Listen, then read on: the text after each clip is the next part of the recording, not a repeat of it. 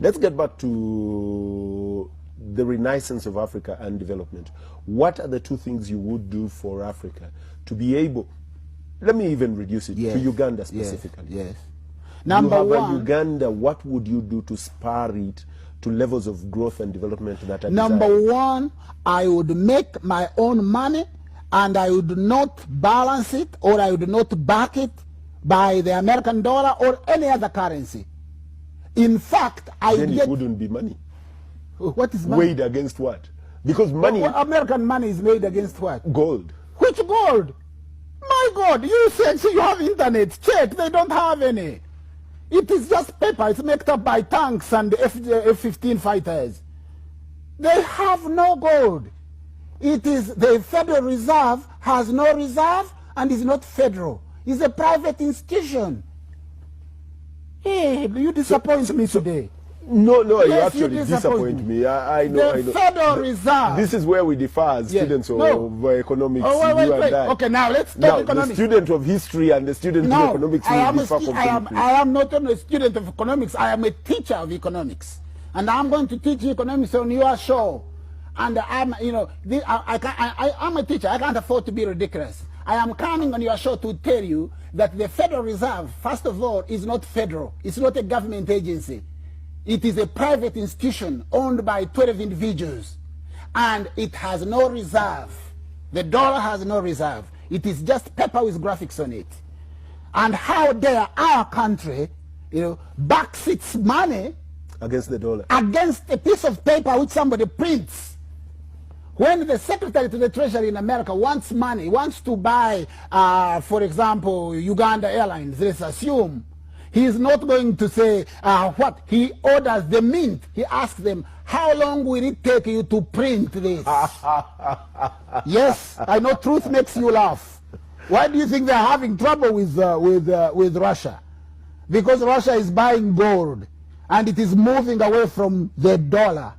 And China is the same. China is moving gold. Look at the countries that have now the largest collection of gold. You'll find Russia amongst them. Russia and China. They want a currency that is backed by gold. And Uganda has gold. What they would do is they would make our currency gold, which means 1 gram of 1 shilling, if it was gold, would be now equivalent to about 120 of today's money, Uganda shillings, which would be about $50. Our shilling would be about $50. If it were gold. If it were gold. And we have gold. So instead of letting this gold hemorrhage out of the country, we would get this money and turn it into gold. The gold standard. That's the gold standard. You've got it. Do you know how it started? People would come, they deposit gold here. Because gold is heavy, it's very heavy, you would give them a piece of paper. Now, when they get to Masaka, instead of coming back when they want to purchase something, they would pass the paper to someone else. That is why when you look at the pound, they say promise to pay on demand, a demand note. So now, most of the money is fake money because it is not backed by gold. You said in the past. That passed on. No, it is today. This is not the past. This is today. The world reserve currency, even this Dominic Strauss-Kahn that you hear now in France that they are saying that he was whatever, he also wanted to move the world away from the dollar. And the moment he mentioned that he wanted the International Monetary Fund to set up its own currency other than the dollar. And that is the real battle between America and Russia. Because Russia has seen that the rest of the world produces real goods and America only prints dollars. And if you want to destroy that country, the best thing you could do is move away from the gold, from the dollar. Let's get to the second one. You say that you would put the currency against a gold standard. Yes, that is the first one. That's the first one. The second? The second one, I would not allow any foreign banks to operate in this country. No foreign banks. Now, let me tell you. That only happens in North Korea. I've told you Ethiopia. Ethiopia doesn't have foreign banks. It doesn't happen in North Korea, no. Let me first explain to you why. Federal fractional reserve lending. Fractional reserve lending is you have, if you have 4 banks, for example, Bank A, Bank B, Bank C, Bank D.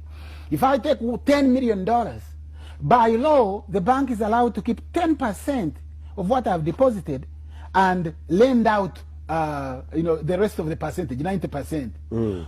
So if the bank started with nothing and I came and deposited 10 million, it would reserve 1 million, it would lend out 9 million, but at interest. Yeah. Now it will take actual collateral. It started with nothing. It has 1 million reserve. It has a portfolio of about 12 million, and it has somebody's house, which it has taken at a fraction of what they call first sale value. But the person who gets this money now goes and deposits it in another bank, like 9 million. The bank now takes 10%, which is 900,000, and lends out 8.1. And that person goes and deposits it in another bank. So one deposit creates money about 90 times. Fractional reserve lending allows the bank to create money out of thin air. And whereas it creates money out of thin air, it actually lends you money, lends you that thin air and takes actual collateral. Once you understand that, then you understand economics. You need not know anything else.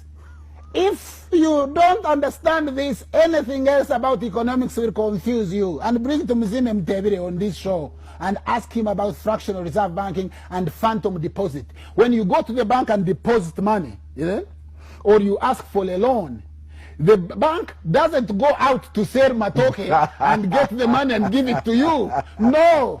After making you run around, they say, Mr. Chivazo, we now have the money. You can go and check. It's on your account. So what they have done is a computer transfer, what we call a phantom deposit.